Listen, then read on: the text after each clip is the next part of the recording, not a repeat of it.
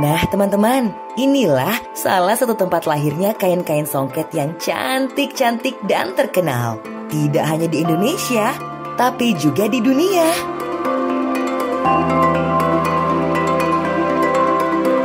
Jadi membuat songket itu ada beberapa tahap.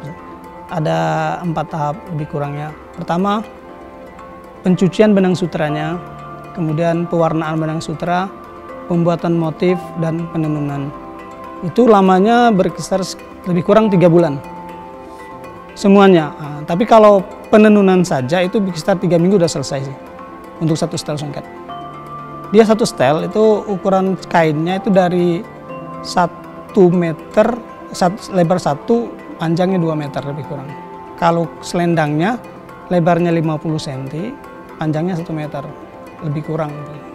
Jadi songket itu kan ada berapa motif sebenarnya, motifnya ada banyak sih motifnya, antara lain motif bunga Cina, motif benang berantai, motif naga bersaung. Kalau untuk penentuan harga itu tergantung bahan dan histori.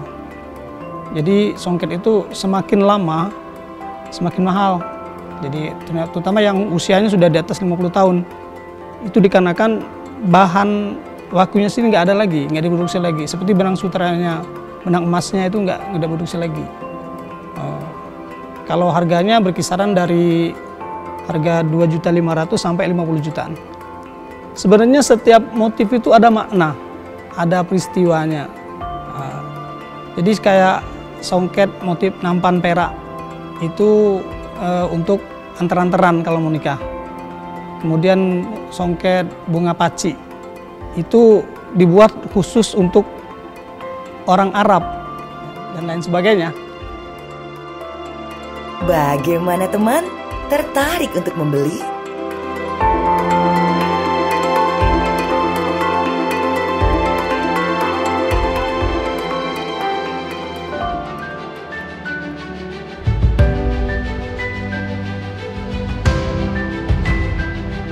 Teman-teman, di awal saya sudah katakan bahwa Palembang itu kota tua kan? Nah, salah satu buktinya adalah benteng ini. Benteng ini bernama Benteng Kuto Besar. Dulunya, ini adalah tempat tinggal Raja Palembang loh. Benteng Kuto Besar yang kita lihat saat ini, itu pada masa Kesultanan itu adalah sebuah kawasan. Jadi di sana dulu ada yang namanya Kuto Lamo atau Kuto Lama dalam bahasa Indonesia. Kemudian di sebelahnya itu ada Kuto Besar. Itulah yang sekarang kita kenal dengan Benteng Kuto Besar. Untuk Kuto Lamo itu dibangun oleh Sultan Muhammad Badarudin I pada 1737. Sementara untuk Benteng Kuto Besar yang kita lihat saat ini itu dibangun oleh Sultan Muhammad Bahauddin pada 1780. Nah, untuk Benteng Kuto Besar itu sendiri itu selesai pembangunannya pada tahun 1897. Jadi proses pembangunannya itu mencapai waktu 17 tahun. Saat ini memang kita mengenal Benteng Kuto Besar sebagai benteng. Tetapi pada masa Kesultanan Palembang, benteng tersebut difungsikan sebagai keraton. Jadi Benteng Kuto Besar pada masa Kesultanan Palembang adalah keraton. Keraton Kuto Besar atau Benteng Kuto Besar ini sangat kuat sekali.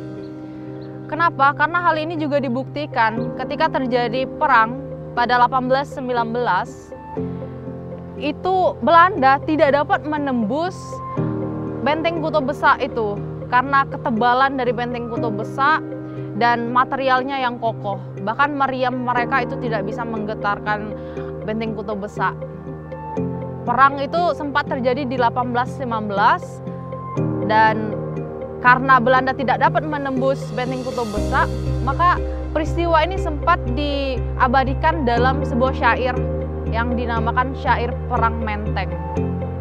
Selain keindahan dan kekokohannya, Kuto Besar itu berada di wilayah yang sangat strategis. Di bagian depan itu terdapat Sungai Musi, di bagian barat itu terdapat anak Sungai Sekanak, dan di bagian timur itu terdapat anak sungai Tengkuruk. Dan di belakangnya itu terdapat anak sungai Kapuran. Jadi ibaratkan pada masa Kesultanan Palembang, posisi dari Kuto Besak itu berada di tengah-tengah sungai besar dan anak-anak sungai tersebut.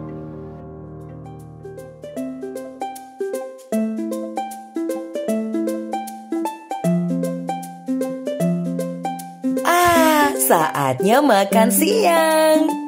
Aku makan dulu ya. Nanti kita sambung lagi. Eits, jangan lupa ikuti terus perjalananku di episode berikutnya. Bye-bye.